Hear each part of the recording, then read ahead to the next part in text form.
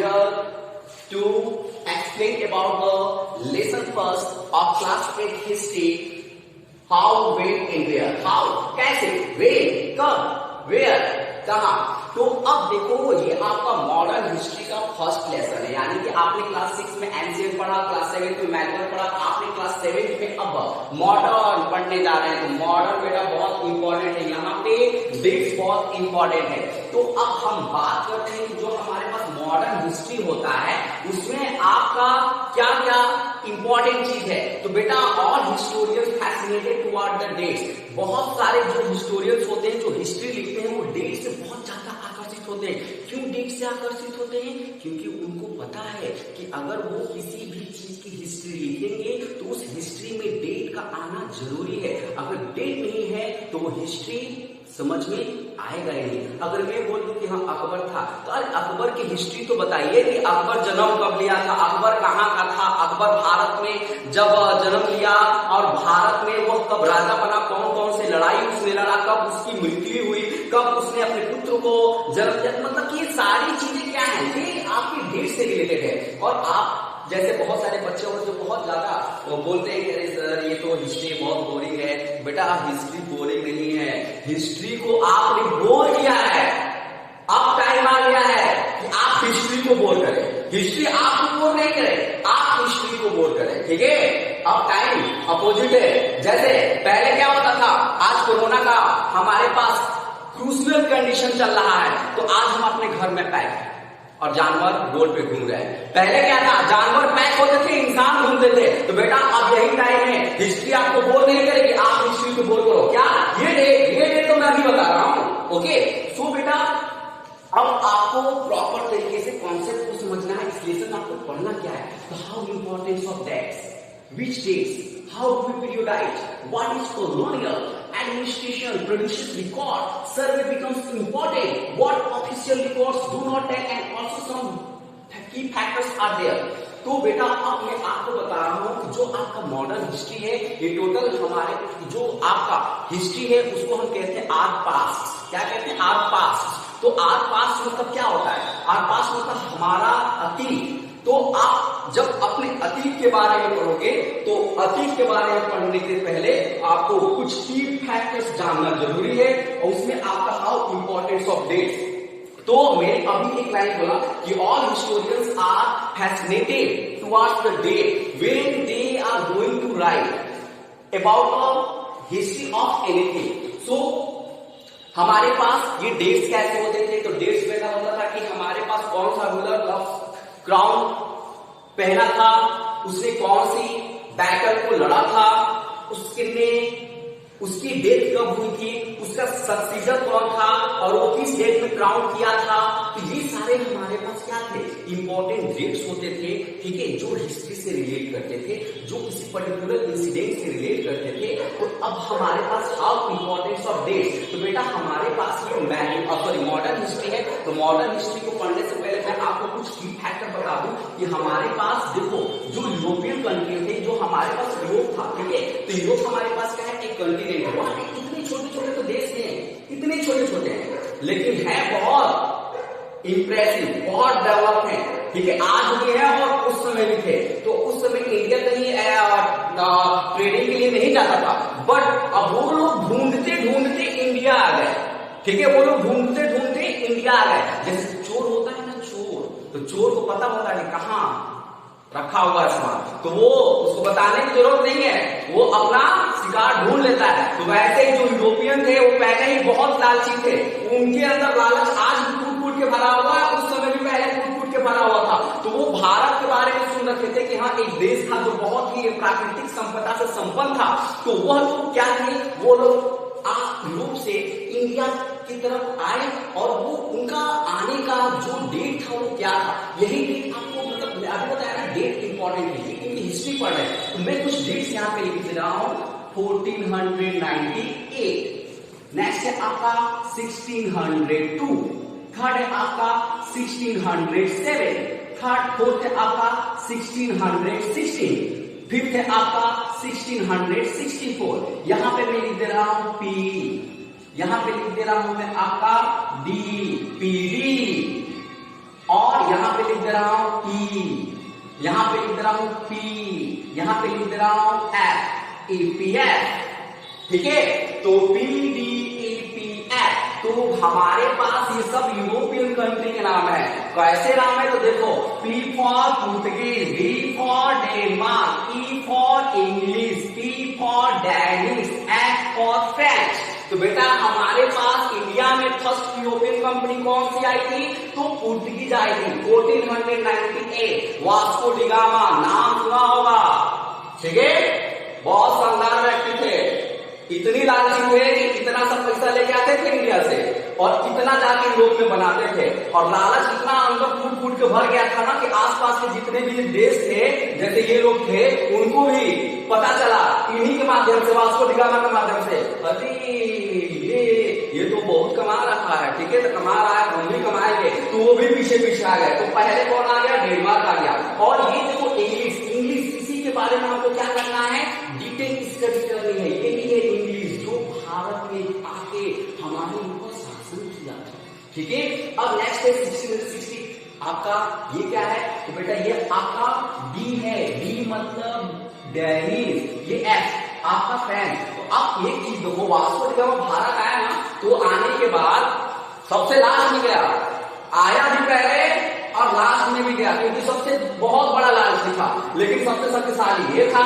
वो इसको मार मार के भगा रहा था, लेकिन ये पकड़ा हुआ था कि नहीं मैं नहीं भागूंगा, ठीक है। तो अब हमारे पास इसके बारे में थोड़ा सा जान लेते हैं कि हमारे पास जो यूके यानी यूनाइटेड किंगडम, जिसको इंग्लैंड कहते हैं, जिसको हम अपने मॉडर्न हिस्ट्री में ब्रिटिश कहते हैं, ब्रिटिशर्स कहते हैं, तो अब उसके बारे में कुछ जान लेते हैं। तो देखो हमारे पास ब्रिटिश ईस्ट इंडिया कंपनी, ठीक है, ब्रिटिश ईस्ट इंडिया कंपनी हमारे पास जो था, वो हमारे पास फॉर्म कब हुआ था? तो 31 दिसंबर 1600। और उस समय जो हमारे पास एलिजाबेथ थी, एलिजाबेथ जो क्वीन थी, उन्होंने सिर्फ 15 साल के लिए इनको, यानी 15 ईयर्स के लिए इनको ट्रेड करने के लिए परमिशन दिया था। बट वहां पे जो हमारे पास एक थे जिनका नाम था जेम्स फर्स्ट, उन्होंने 1604 में कहा, अरे तुम लोग इतना अच्छा काम कर रहे हो, चलो मैं तुमको रिवार्ड दे रहा हूं, और ये जो ट्रेड 15 साल के लिए आपको दिया गया है परमिशन, मैं इसको लाइफ टाइम कर दे रहा हूं। और लाइफ टाइम करने के बाद ही ये लोग बहुत पावरफुल होने लगे, ट्रेड के लिए दूसरे जगह जाने लगे, और तब जाके ये 1607 में इंडिया आए। तो बेटा अब देखो हमारे पास यहाँ पे लिखा हाउ इंपॉर्टेंस ऑफ डेट्स। ये तो मैंने आपको क्लियर कर दिया था कि हमारे पास जो डेट्स होते हैं बहुत इंपॉर्टेंट होते हैं, क्योंकि हमारे पास बिना डेट के हम हिस्ट्री को नहीं पढ़ सकते हैं। तो अभी देखो, अब लिखा है नेक्स्ट विच डेट्स। तो बेटा ये मॉडर्न हिस्ट्री है, मॉडर्न हिस्ट्री है, सोचना कि विच डेट्स। तो अगर मान लो कि मैं हूं यहाँ पर प्रतीक सर, और मुझसे बोला जाएगा कि आप अभी वर्तमान के बारे में लिखिए, तो क्या मैं अपना नाम नहीं लूंगा? अगर मान लो कि मैं कोई बुरा काम कर भी रहा हूं, तो मैं उसको छुपा लूंगा, क्योंकि भाई ये जो मैं अपना बायोग्राफी लिख रहा हूं वो तो दुनिया पढ़ेगी ना, तो मैं अपनी बुराई क्यों लिखूंगा? मैं अपनी अच्छाई लिखूंगा। हाँ, अब अच्छाई लिखने के साथ साथ मैंने कौन सा अच्छा काम किया, कौन सा बहुत अच्छा काम किया, कौन सा मैंने कभी समाज सेवा के लिए भी काम कर दिया, ठीक है, ये सारी चीजें मैं पर्टिकुलर डेट से हाईलाइटेड करके लिखता रहूंगा। तो बेटा हमारे पास वही सारे डेट्स बहुत इंपॉर्टेंट होते हैं कि हमारे पास जो ब्रिटिशर्स थे, जैसे कि आपका जो गवर्नर जनरल थे, तो फर्स्ट गवर्नर जनरल आपके कौन थे? तो वॉरेन हेस्टिंग थे, ठीक है, Warren Hasting first governor general थे। और 1857 का जब हमारे पास रिवॉल्व हुआ था, तो उस समय हमारे पास इस टाइटल को चेंज किया गया था और वायसराय कर दिया गया था। तो हमारे पास जो लास्ट वायसराय थे, ब्रिटिश वायसराय, वो थे आपके लॉर्ड माउंटबेटन। और भारत के जो हमारे पास इंडियन वायसराय थे, जो इंडिपेंडेंट इंडिया के first and last Indian viceroy थे, वो कौन थे? सी राजगोपालचारी। तो बेटा आपको पता चल गया हो कि विच डेट्स। तो अगर जो हिस्टोरियंस थे, जो ब्रिटिशर्स थे, जो पढ़े लिखे थे, वो हिस्ट्री लिखते थे, तो कौन सा डेट लिखेंगे? वो तो यही लिखेंगे ना कि हाँ लॉर्ड डलहौजी इस समय आए, लॉर्ड रिपन इस समय आए, माउंटबेटन इस समय आए, लॉर्ड कैनिंग इस समय आए। तो अब इन्होंने कौन कौन सा अचीवमेंट अपनाया, उन्होंने कौन कौन सा अचीवमेंट दिया ब्रिटिशर्स को, उन्होंने कौन कौन से अच्छे काम किए, यही सब लिखा जाएगा उसमें। क्योंकि भाई ये ऑफिशियल रिकॉर्ड था ब्रिटिशर्स का, तो अगर ये ऑफिशियल रिकॉर्ड था तो उसमें ये थोड़ी ना कहेंगे कि इंडियन को बहुत मारते थे, इतना मारते थे कि पूछो मत, ठीक है। और मारते मारते इतना उनसे काम भी करवाते थे, गधा भी थक जाए, ठीक है। लेकिन इंडियन नहीं थकते थे उस समय, ये वो चीज नहीं लिखते थे क्योंकि वो अपने आप को सुपीरियर समझते थे। Is it clear? तो बेटा हमारे पास ये जो देश है ये टोटली हमारे पास वो जो ब्रिटिशर्स से वो रिलेट करते थे कि वह कब वायसराय बने, कब वह गवर्नर जनरल बने, किस नवाब से उन्होंने युद्ध लड़ा, कहां पर उन्होंने युद्ध लड़ा, युद्ध का हमारे पास क्या ट्रीटी यानी संधि क्या हुई, हमारे पास जो बैटल है उसका रिजल्ट क्या आया। तो all these things they noted with the day कि हाँ ये सिराजुद्दौला है, अच्छा ये जहांगीर है, अच्छा ये औरंगजेब है, अच्छा ये मीर जाफर है, अच्छा ये मीर कासिम है, ये डेट है, ये डेट है, ये डेट है। तो ये अपने ही डेट रखते थे। उसके बाद से जहां ये first governor general, second governor general, third governor general, उनके डेट ऑफ अचीवमेंट्स, ये सब बेटा इनके लिए इंपॉर्टेंट डेट्स होते थे। और आज हम हिस्ट्री पढ़ते भी हैं तो हमारे लिए भी इंपॉर्टेंट ही होते हैं, ठीक है। नेक्स्ट है हमारे पास हाउ डू वी पीरियोडाइज। अब बेटा पीरियोडाइज मतलब क्या होता है, हमारे पास स्कूल में पीरियड चलता है, first period, second period, third period, fourth period, उसके बाद टन टन टन टन टन। तो बेटा पीरियड क्या है, हमने अपने सब्जेक्ट को समय के अनुसार बांट दिया। तो बेटा जब हम हिस्ट्री की बात कर रहे हैं तो हिस्ट्री को ही पढ़ने के लिए हमारे पास उसको एक साथ हम तो पढ़ नहीं पाएंगे, हमारा भाई दिमाग इतना छोटा है तो हम उसको पढ़ नहीं पाएंगे एक साथ। तो हमने क्या किया, उसको पीरियड वाइज डिवाइड कर दिया, और पीरियड वाइज डिवाइड करने के बाद भी उसको चैप्टर वाइज डिवाइड कर दिया। क्लियर है ना? तो हमारे पास जो पीरियोडाइज है यानी कि हाउ टू पीरियोडाइज, तो अब हमको ये समझना है कि हम पीरियोडाइज कैसे करते हैं। तो बेटा आप देखो हमारे पास एक स्कॉटिश फिलोसफर थे, पॉलिटिकल फिलोसफर थे, जिनका नाम था जेम्स मिल। तो भैया ये जेम्स मिल आते हैं, ये कौन थे, तो स्कॉटिश थे। जैसे हम ब्रिटिशर्स कहते हैं, ये क्या थे, स्कॉटिश। तो बेटा हमारे पास ये स्कॉटिश है। तो अब ये आते हैं इंडिया में, और आने के बाद इंडिया में इन्होंने क्या करा, तो बेटा अब देखो इन्होंने इंडिया में आए, देखो ये हमारे पास स्कॉटलैंड के थे यानी स्कॉटिश थे। तो ये तो यूरोप कंट्री के थे, यूरोप कंट्री के थे। तो अभी मैंने आपको क्या बताया, मैंने बताया था कि वहां पे हमारा डेवलपमेंट था, इंडिया में डेवलपमेंट उतना नहीं था जितना कि वहां पे था। तो अब ये हमारे पास आते हैं, और आने के बाद इंडिया में कहते हैं कि अरे ये तो हिंदू है, अरे ये तो मुस्लिम है, हमारे यहां सिर्फ क्रिश्चियन ही रहते हैं, यहाँ पे तो देखो हिंदू भी रहते हैं, मुस्लिम भी रहते हैं, यहाँ पे सिख भी रहते हैं, यहाँ पे उसके साथ बौद्धिज्म भी रहते हैं। तो ये सब उन्होंने देखा, और देखने के बाद उन्होंने ये कहा कि हाँ जो इंडिया है उसको हिस्ट्री को अगर पढ़ना है तो उसके हिस्ट्री को डिवाइड करना पड़ेगा। तो उसके हिस्ट्री को इन्होंने डिवाइड किया। तो इन्होंने डिवाइड कैसे किया, तो इन्होंने डिवाइड किया था थ्री कैटेगरी में। James mill divided Indian history in 3 period, और इन्होंने एक बुक लिखी थी, उस बुक का नाम था अ history of British India. A history of India नहीं लिखे थे, यूरोपियन थे ना, तो ब्रिटिश को साथ में लाना जरूरी था, अगर नहीं लाते तो ब्रिटिश उनके ऊपर भी चढ़ाई कर देते। तो इसलिए उन्होंने बुक का नाम दे दिया अ हिस्ट्री ऑफ ब्रिटिश इंडिया। तो उन्होंने ये बताया कि हमारे पास ये 3 पीरियड थे, फर्स्ट, सेकेंड, थर्ड। तो बेटा अब हमारे पास जो फर्स्ट पीरियड है, उन्होंने कहा कि इस पीरियड को मैं हिंदू पीरियड के नाम से दूंगा, क्योंकि ये हमारे पास हिंदू लोग बहुत राजा थे, यहाँ पे बहुत जबरदस्त हिंदू लोग राजा थे। सेकेंड वही मोहम्मद गजनवी आया, मोहम्मद गौरी आया, फिर उसके बाद कुतुबुद्दीन ऐबक, इल्तुतमिश सब आते रहे। तो उन्होंने देखा क्या कि अच्छा ये तो भाई अरबियन है और ये भाई रिलीजन मुस्लिम है। तो इन्होंने कहा कि सेकेंड जो पीरियड है वो मुस्लिम पीरियड है, क्योंकि ये आपका मुस्लिम लोग बहुत ज्यादा शासन किए मेडिवल में। अब जब थर्ड पीरियड की बात आए तो थर्ड पीरियड में उन्होंने कहा कि ये थर्ड पीरियड चलो मैं यूरोप कंट्री का हूं, हमारा देश तो यहाँ पे नहीं है इतना कि यहाँ पे एडमिनिस्ट्रेशन स्टेबलाइज कर रहे हैं, तो ब्रिटिश कर रहे हैं। तो इन्होंने कहा कि ओके, इस पीरियड का नाम ब्रिटिश पीरियड कर दिया।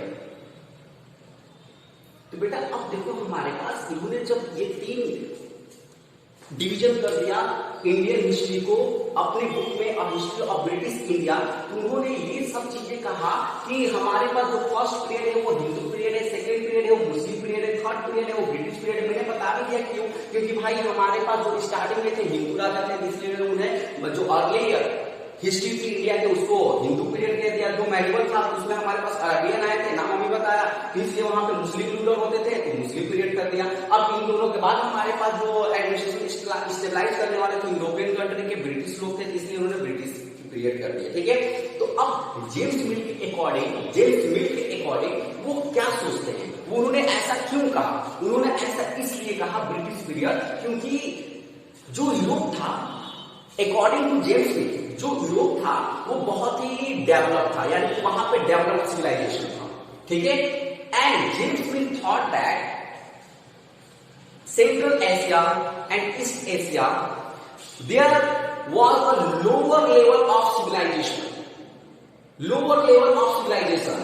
and he thought कि हमारे जो ब्रिटिशर्स थे वो डेवलप है, अगर वो यहाँ पे एडमिनिस्ट्रेट करेंगे तो वो डेवलपमेंट करेंगे इंडिया के अंदर। ठीक है, हिंदू राजा ने यही किया था, कुतुब मीनार ये ब्रिटिश बना के गए थे, ताजमहल ब्रिटिश बना के गए थे। ठीक है, जेम्स मिल को ये सब कुछ नहीं दिखाई दिया था।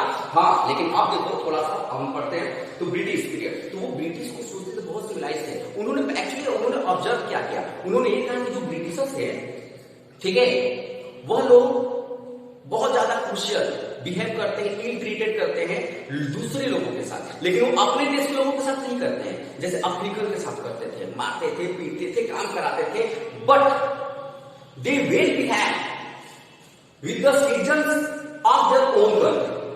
ठीक है, बट इंडिया में उन्होंने देखा कि अरे यहां पे तो रिलीजन धर्म के नाम पे डिस्क्रिमिनेशन है कि you are Hindu, I am Muslim, you are Sikh, you are Christian, like this. Next देखा उन्होंने कास्ट टैबूज। क्या देखा? कास्ट टैबूज, ये बहुत इंपॉर्टेंट था, कास्ट टैबूज। तो बेटा हमारे पास कास्ट टैबूज क्या था, तो हमने शुरू से पढ़ा आ रहा, हम लोग शुरू से पढ़ते आ रहे हैं कि there were the 4 caste taboos. First Brahmin, second Kshatriya, third Vaishya and fourth Shudra. तो बेटा हमारे पास जो ये ब्राह्मण थे, प्लस जो आपके क्षत्रिय थे, प्लस जो आपके वैश्य थे, ये अपर कास्ट कहलाते थे, अपर कास्ट कैटेगरी में आते थे। और जो बेटा आपके शूद्र थे वो लोअर कास्ट कैटेगरी में आते थे। यानी कि जो इंडियन कल्चर था वहां पे लोग जो शूद्र के लोग थे, यानी कि जो हमारे पास एसटी एससी से बिलोंग करते थे, जो अपर कास्ट के लोग थे, they ill treated with the person who belong to the lower caste. ठीक है, यानी कि वो लोग क्या करते थे, वॉशरमैन होते थे, वो लोग क्या करते थे, क्लीनर्स होते थे। तो ऐसे लोगों के साथ ये लोग इरिटेट करते थे इंडिया के लोग। तो उन्होंने देखा करें ये भी इंडियन, लेकिन ये इसके साथ ही दुर्व्यवहार कर रहा है। ठीक, लेकिन ये तो ब्रिटिशर्स ये तो नहीं करते हैं। इसलिए इन्होंने देखा कि यहाँ का जो सिविलाइजेशन है लोअर लेवल ऑफ सिविलाइजेशन है, और तब जाके उन्होंने ब्रिटिश इस पीरियड को ब्रिटिश पीरियड कहा, क्योंकि इन्होंने ये कहा कि यहाँ पे ब्रिटिशर्स को एडमिनिस्ट्रेशन स्टेबलाइज करना चाहिए और इंडिया को सिविलाइज यानी कि डेवलप करना चाहिए। और डेवलप किस मैटर में करना चाहिए, इकोनॉमिकली करना चाहिए, आपका सोशली करना चाहिए, पॉलिटिकली करना चाहिए, साइंटिफिक करना चाहिए। इस तरह से डेवलपमेंट के नजरिए से जेम्स मिल ने कहा कि हाँ ब्रिटिशर्स को यहाँ पे डेवलप करने के लिए यहाँ पे एडमिनिस्ट्रेशन करना बहुत ही इंपॉर्टेंट है। ठीक है, अब हमारे पास बहुत सारे कॉलोनिया, बहुत सारे और भी हिस्टोरियंस आते हैं और उनके अकॉर्डिंग हम उनके अकॉर्डिंग जो हिस्ट्री है वो कितने भागों में डिवाइड होती है। तो देखो जेम्स मिल हमारे पास जो थे, जेम्स मिल वो कब आए थे, तो 1817 में आए थे। तो 1817 में आकर उन्होंने इंडियन हिस्ट्री को कितने पार्ट में डिवाइड किया था, तो James mill divided Indian history into 3 period. The first Hindu period, second Muslim period and third British period. Is it clear? ये हुआ था, ये मैंने बता दिया था। अब देखो हमारे पास जो दूसरे हिस्टोरियंस आते हैं, तो अब वो हिस्टोरियंस क्या करते हैं, ये भैया हिस्टोरियंस है, कौन है, हिस्टोरियंस है। अब ये हिस्टोरियन जब इंडियन हिस्ट्री के बारे में पढ़ते हैं तो उन्होंने भी इसको 3 भागों में डिवाइड किया। The first ancient, second medieval, third modern. तो बेटा अब हमारे पास ये जो तीनों पीरियड है हिस्ट्री का, ये हम लोगों ने बोरो किया हुआ है वेस्टर्न से, यानी कि हमारे पास यूरोप के कंट्री में ये सारे ऐसे हिस्ट्री चलता था। तो एंशियंट तो समझ में आ रहा है, मेडिवल भी समझ में आ रहा है, लेकिन मॉडर्न के रिगार्डिंग हमारी जो इंडियन हिस्ट्री है वो फेल कर जाती है, क्योंकि यूरोप में मॉडर्न हिस्ट्री का मतलब होता था कि वहां पर साइंटिफिक डेवलपमेंट था, वहां पे पॉलिटिकल डेवलपमेंट था, वहां पे इकोनॉमिकली डेवलपमेंट था, वहां पे लिबर्टी थी, वहां पे फ्रीडम था, वहां पर इक्वलिटी थी। लेकिन जब हम मॉडर्न हिस्ट्री इंडिया के पढ़ते हैं तो हम अंग्रेजों के पढ़ते हैं, तो अंग्रेजों के समय में क्या हमको लिबर्टी थी, हमको छूट था, हमको आजादी थी क्या? अंग्रेज जहां पर बैठते थे वहां पे कोई भी हिंदुस्तानी जाकर बैठ सकता था? नहीं। तो बेटा हमारे पास ये डेवलपमेंट भी नहीं था, ये तो हम लोगों से शोषण करते थे हम लोगों का, ठीक है। ये लोग कम दाम में कोई चीज लेके यहाँ से लेके जाते थे और ज्यादा दाम में बेचते थे, ये हम लोग का शोषण करते थे, ये अपने डेवलपमेंट कर रहे थे, हमारे पास ऐसा नहीं था। लेकिन अब हम हिस्टोरियंस को अकॉर्डिंग अगर इंडियन हिस्ट्री को डिवाइड करते हैं तो हमारे पास ये होता है, लेकिन मॉडर्न हिस्ट्री फिट नहीं बैठती है, इसलिए मॉडर्न हिस्ट्री को कहीं कहीं कॉलोनियल पीरियड का भी नाम दिया जाता है। कॉलोनियल पीरियड, कॉलोनियल पीरियड क्या था, इंडियन हिस्ट्री का कौन सा पार्ट को हम कॉलोनियल पीरियड कहते हैं, तो मॉडर्न पार्ट को कहते हैं। Modern history of the India is also known as colonial period. तो now all of you get the point, ठीक है। चलो अब नेक्स्ट टॉपिक हम लोग पढ़ते हैं। नेक्स्ट टॉपिक है आपका व्हाट इज कॉलोनियल। तो बेटा कॉलोनियल हमारे पास क्या होता है, तो वे one country subjugated another country for the benefit of the economy, means currency, पैसा, political। अगर हमारे पास एक देश दूसरे देश के ऊपर कब्जा करता है, आधिपत्य स्थापित करता है, और वो किस पर्पस से, तो अपने फायदे के लिए, चाहे वो आर्थिक रूप से फायदा हो, राजनीतिक रूप से फायदा हो, ठीक है। तो हमारे पास अपने फायदे के लिए जब एक देश दूसरे देश के ऊपर आधिपत्य करता है तो उसको उपनिवेश कहते हैं, इंग्लिश में उसको कॉलोनियल कहते हैं। तो कॉलोनियल मींस क्या होता है, when one country सबजुगेटेड another country for their own benefit, it may be economical, it may be political. So that process is called colonization. Sorry, that process is called colonization. अब हमारे पास India क्या था, तो India हमारे पास एक colony थी। क्या थी, कॉलोनी थी। किसकी कॉलोनी थी बेटा, आप देखते हो ना कि हमारे पास बहुत सारे जो अच्छे अच्छे लोग होते हैं तो अपने नाम के साथ ही कॉलोनी को चिपका देते हैं, ठीक है। Ranvijay colony, TN colony, LIC colony, ये कॉलोनी, वो कॉलोनी, ठीक है। तो हमारे पास इंडिया एक उस समय जो बहुत बड़ा देश था वो कॉलोनी था। किसका, तो ब्रिटिशर्स का था, ठीक है। तो ब्रिटिशर्स का ये क्या था, इंडिया कॉलोनी था, ठीक है। और बेटा हमारे पास ब्रिटिशर्स का ये कॉलोनी था, तो ब्रिटिशर्स यहाँ पे क्या करते थे, ब्रिटिशर्स यहाँ पे आते थे, यहाँ पे लोअर का कॉस्ट ऑफ द लेबर से वर्क कराते थे, यानी कि मजदूरी बहुत कम देते थे। व्हाट दे नीडेड, उनको जो भी जरूरत होती थी, they to from our country, हमारे कंट्री से वो लेके जाते थे, and export to the another country, और दूसरे कंट्री को एक्सपोर्ट करते थे। एंड पैसा कौन लेता था, ब्रिटिशर्स लेते थे, यानी कि 1 रुपए का सामान यहाँ से खरीद के लेके जाते थे और 1000 में बेच के आते थे।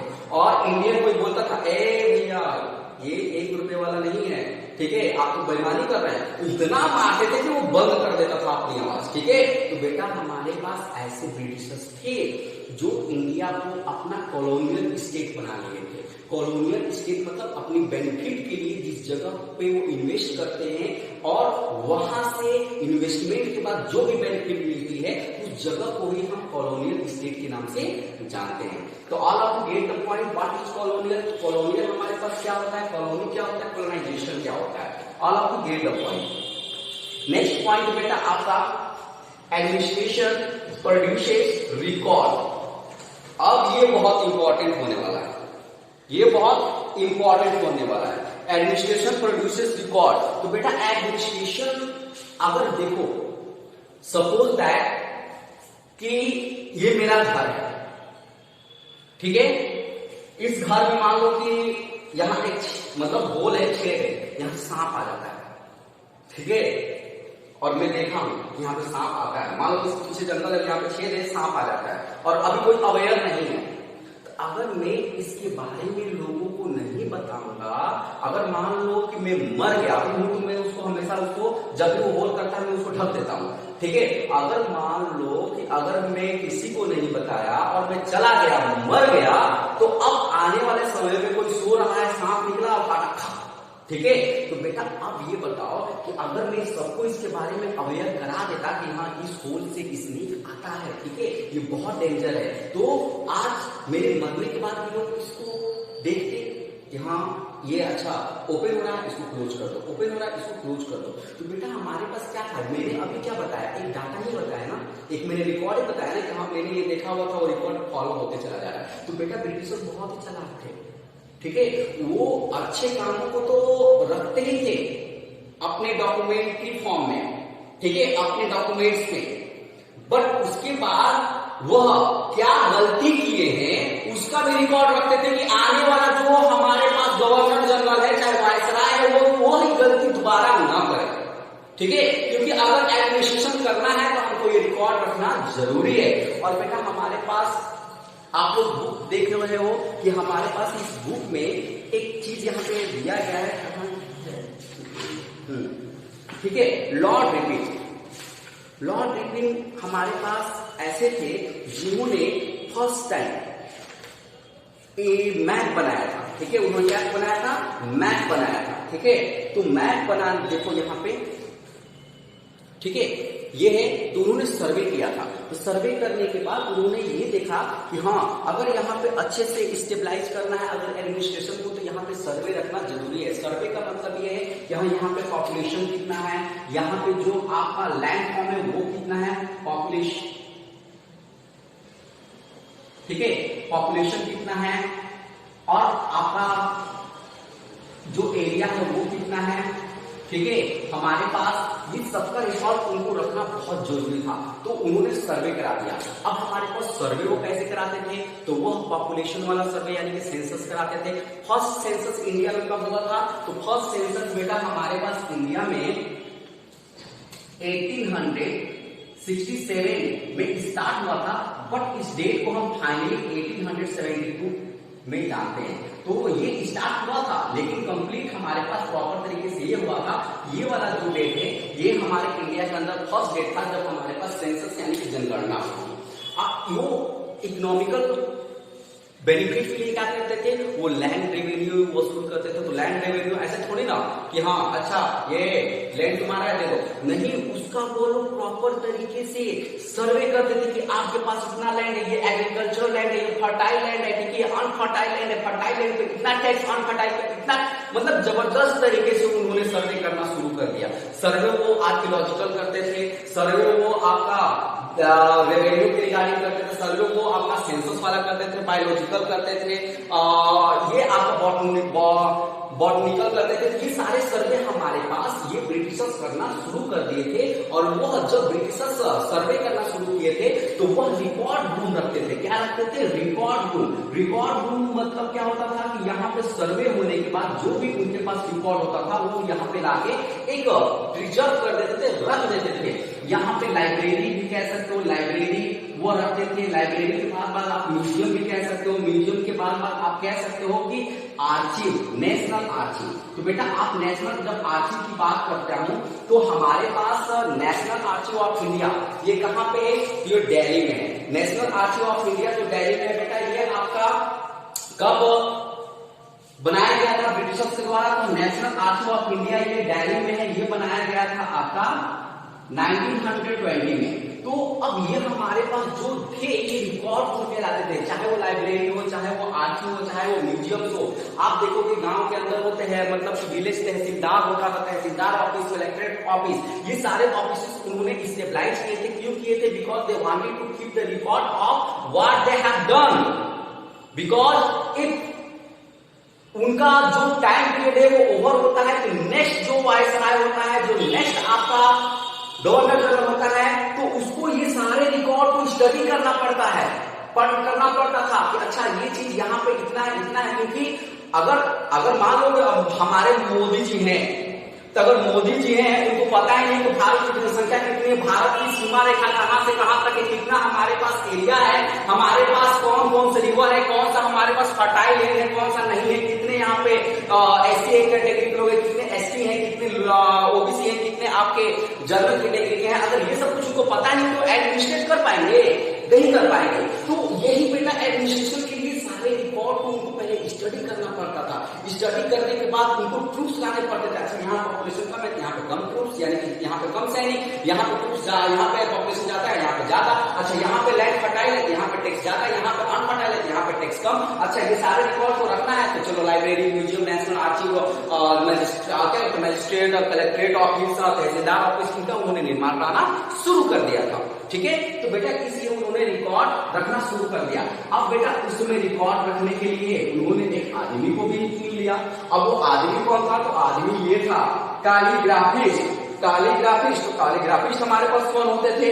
तो बेटा जिनकी हैंड राइटिंग सुंदर होती थी, एकदम जबरदस्त होती थी, ठीक है, उनको वो बुलाते थे और कहते थे भैया ये हमारा रिकॉर्ड रूम में कुछ डॉक्यूमेंट्स है, इसको कॉपी करो, आप लिखो प्रॉपर तरीके से। तो वो प्रॉपर एक ब्यूटीफुल हैंड राइटिंग में लिखते थे। तो जब वो लिखते थे और लिख के डॉक्यूमेंट प्रिजर्व करते थे तो वही इंसान कैलीग्राफिस्ट कहलाता था। ठीक है, कैलीग्राफिस्ट के बाद फिर प्रिंटर्स आ गए, प्रिंटिंग मशीन आ गया, तब भैया इनको अब कोई पूछ नहीं रहा। ठीक है, अच्छा बना दिए थे ना, चलो जाओ लिखो यहाँ से।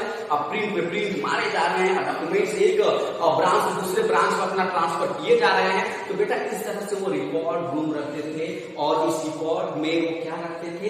तो वह अपने सारे रिकॉर्ड, चाहे वो सर्वे जितने भी करते थे, जितने भी सर्वे करते थे, वो सारे सर्वे के रिकॉर्ड वह रखते थे। चाहे वो जूलॉजिकल हो, पॉलिटिकल हो, सेंसस हो, लैंड हो, बोटानिकल हो, ये सारे आर्कियोलॉजिकल हो, ये सारे सर्वे के रिकॉर्ड वो रखते थे। अब सर्वे बिकेम इंपॉर्टेंट, ये पॉइंट दिया गया, तो सर्वे बिकेम इंपॉर्टेंट। तो बेटा अभी मैंने बताया ना आपको कि अगर आपको if you want to administrate at any region for a long time in a well manner, so you have to know about the local thing about the particular region. तो बेटा पर्टिकुलर रीजन के लिए मतलब कि क्या करना पड़ेगा? ऐसा तो नहीं है कि मोदी जी अगर बलिया में आया और शक्तिमान बने और शक्तिमान बन के बोले कि यहाँ पे कितना पॉपुलेशन है, जीत के 1 मिनट में, ऐसा नहीं होता। तो उसके लिए सर्वे होता है। ठीक है, तो वो भी लोग हमारे पास जो थे वो सर्वे किसी भी फॉर्म में हो, चाहे बायोलॉजिकल हो, आपका जूलॉजिकल हो, बोटानिकल हो, आर्कियोलॉजिकल हो, लैंड हो, सेंसस हो, ये सारे सर्वे को लोग करवाते थे। क्योंकि because they wanted to well stabilise the administration system in its colonial state in India. Okay, अब हमारे पास आता है what official records do not take. ये बहुत इंपॉर्टेंट है। अभी मैंने क्या बताया कि अगर मैं अपने बारे में लिखूंगा तो मैं अपनी बुराई नहीं लिखूंगा, मैं अपनी अच्छाई नहीं लिखूंगा। ठीक है, if I want to write anything about myself, so I want to write my good things, because good thing जब आप लोग जानोगे तो मेरे बारे में अच्छे सोचोगे, बैड थिंग जानोगे तो आप मेरे बारे में बुरे सोचोगे। तो कोई भी बेटा होता है तो अच्छा ही लिखता है अपने बारे में। ठीक है, तो अब हमारे पास जो ये ऑफिशियल रिकॉर्ड थे वो क्या नहीं बताते थे हमको? तो वो हमको ये नहीं बताते थे कि जो हमारे पास फार्मर है उनकी कंडीशन क्या है, जो हमारे पास सीजेंट्स हैं, ठीक है, उनके कंडीशन क्या है, जो वर्कर हैं उनकी कंडीशन क्या है, जो हमारे पास लोअर कास्ट के लोग हैं उनकी कंडीशन क्या है। तो all the condition of these peoples would not be shared in the record of the Britishers. क्योंकि ब्रिटिशर्स सिर्फ वायसराय, गवर्नर, राजा, हारा मारा जीता, यही सब उनका रिकॉर्ड था। ठीक है कि हाँ अच्छा ये सुपरस्टिशन था इंडिया में, सती प्रथा थी, बाल विवाह था, ये सब इंडिया में जब थे ये कब अपरूटेड हुए इसका रिकॉर्ड है उनके पास। लेकिन ये फार्मर के साथ उस समय क्या कंडीशन था, बिजनेस के साथ क्या था, वर्कर्स के साथ क्या था, लोअर कास्ट के लोगों के साथ क्या था, इसका रिकॉर्ड नहीं रखते थे वो लोग। इसका रिकॉर्ड अब आज के जो हिस्टोरियंस होते हैं जब वो हिस्ट्री के स्टडी करते हैं, जब पढ़ते हैं तो वो बताते हैं कि this is the one side of the coin and this is the second coin, this is the second side of the coin। यानी कि जो ब्रिटिशर्स हिस्ट्री लिखे हैं वो अपने बेनिफिट, अपने सिर्फ प्लेजर के लिए, अपने प्रेज में लिखे हैं, लेकिन जो इंडियन के कंडीशन थे उसमें उसके बारे में उन्होंने नहीं लिखा है। तो बेटा हमारे पास जो फार्मर्स थे उनकी कंडीशन और ये सब कुछ ये हमको कहाँ से मिलता था, तो उस समय हमारे पास अकाउंट्स ऑफ द पिलग्रिमेज, यानी कि जो हमारे पास विदेशों से तीर्थयात्री आते थे, जिसको आज हम इंग्लिश में कहते हैं टूरिस्ट। ठीक है, टूरिस्ट, फॉरेन टूरिस्ट। तो उस समय फॉरेन टूरिस्ट आते थे, यानी कि उनको कहते थे पिलग्रिम्स। तो वो आते थे और जब इंडिया को देखते थे तो वो अपने डायरी में लिख लेते थे। जो यहाँ पे कुछ पढ़े लिखे लोग थे वो अपनी ऑटोबायोग्राफी लिखते थे, डायरी। आज बहुत सारे लोग लिखते हैं तो वो भी बहुत सारी चीजें लिखते, तो वो भी अपने उस समय पढ़े लिखे लोग लिखते थे। उस समय न्यूज पेपर था तो न्यूज पेपर भाई सिर्फ ब्रिटिश के बारे में लिखेगा नहीं, लोकल इंसिडेंट के बारे में भी लिखता था। बहुत सारी ऐसी चीजें होती थी जो ट्रेवलर्स होते थे। ठीक है, ये अपने इन सबके सोर्सेज जो थे, इन सबके सोर्सेज के माध्यम से पता चला कि अच्छा जो उस समय ब्रिटिशर्स यानी मॉडर्न पीरियड जो ब्रिटिश एरा कहलाता था, कॉलोनियल पीरियड कहलाता था, उस समय इंडियन की जो कंडीशन थी रियली बहुत ही बुरी थी, बहुत ही बुरी थी। ठीक है, they were not free to do anything according to their desire. उनको छूट था नहीं कि अपने हिसाब से वो कुछ भी कर ले। Is it clear? तो बेटा हमारे पास ये जो ऑफिशियल थे, ये ऑफिशियल रिकॉर्ड थे ब्रिटिश यानी कि मॉडर्न हिस्ट्री के जो ब्रिटिशर्स ने लिखा था। ठीक है, उसके में ये सारी चीजें नहीं होती थी कि what are the condition of the Indian at the time of the modern period, because ये सब ऑफिशियल रिकॉर्ड में नहीं होता था। ये सब हमको कहां से मिलता था? Accounts of the pilgrimage, diary of the traveller, autobiography, newspaper, social meeting, ये सारी चीजें जब हम लोग स्टडी किए तब हिस्टोरियन को पता चला कि ये भी कंडीशन होता था। तो हमारे पास एक सिक्के के दो हमारे पास पहलू होते थे, one side and second side. तो बेटा this is the first side and this is the second side, this is head and this is tail. Is it clear? अब हमारे पास देखो, यही जब सेकेंड साइड की हम बात करते हैं तो सेकेंड साइड के बाद ही हमारे पास यहाँ पे पुलिस स्ट्राइक इन 1946, यानी कि पुलिस स्ट्राइक करते हैं 1946 में। ठीक है, क्यों पुलिस स्ट्राइक करते हैं बेटा? तो ये पुलिस कहते हैं दिल्ली में कि हमको खाने की चीजें अच्छी नहीं मिलती हैं, ब्रिटिशर्स जो है जबरदस्त तरीके से अपना थाली लगाते हैं और हम लोग को छुछुंदर की तरह, ठीक है, मतलब कि एक अनाज की तरह खाना परोस देते हैं। तो भैया हम भी इंसान है जैसे वो इंसान है, ठीक है, तो हम इंसान है वो भी इंसान है, तो ऐसा डिस्क्रिमिनेशन क्यों? अब डिस्क्रिमिनेशन मतलब तो उसमें हमारा संविधान नहीं था, बी आर अम्बेडकर जो थे वो संविधान नहीं लिखे थे, लेकिन ये तो कॉमन थिंकिंग थी ना कि इंसान वो भी इंसान हम भी है, इसलिए उन्होंने स्ट्राइक कर दिया था। ठीक है, और ये स्ट्राइक करने में धीरे धीरे न्यूज़पेपर में फैलने लगा। और आप देख सकते हो यहाँ पे बुक में भी दिया हुआ है, हाँ यहाँ पर, ठीक है, तो यहाँ पे यही चीज है कि आप देख सकते हो कि यहाँ पे ये जो हेडलाइन है यहाँ पे लिखा हुआ हिंदुस्तान टाइम्स 22 मार्च 1946। तो वो हिंदुस्तान टाइम्स एक न्यूज़पेपर था जिन्होंने इस रिवॉल्ट के बारे में, इस स्ट्राइक के बारे में बताया था। नेक्स्ट था आपका रिवॉल्ट ऑफ द 1857।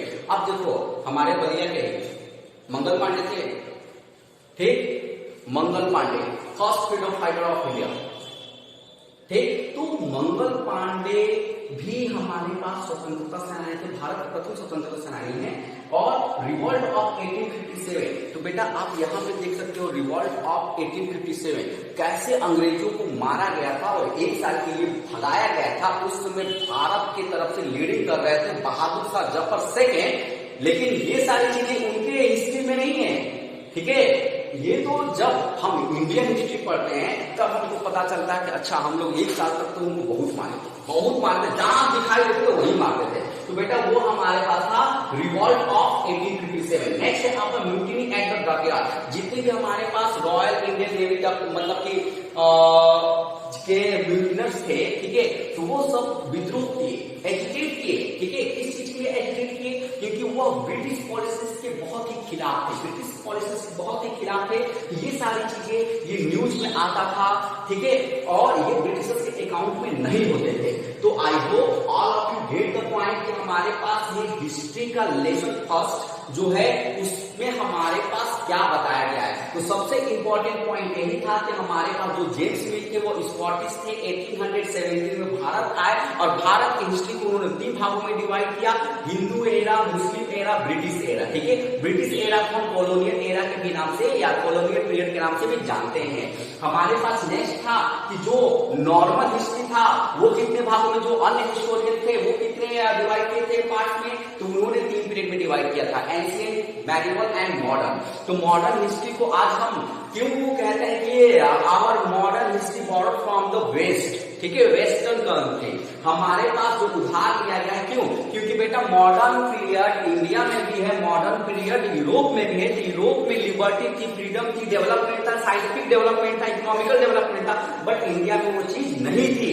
यहाँ पे तो कोई बोलता था तो ठीक है, तो ये सारी चीजें हमको नहीं थी, इसलिए हम फिर भी पढ़ते हैं और पढ़ने के बाद हम कॉन्सेप्ट को समझते हैं कि हाँ हमारे पास हिस्ट्री के 3 पीरियड्स होते हैं और उस पीरियड में भी जब हम मॉडर्न पढ़ते हैं तो मॉडर्न को भी हम अलग अलग चैप्टर में डिवाइड कर लेते हैं, क्योंकि हमको एक फ्रेम तैयार करना होता है। Without framing we can't do anything, okay.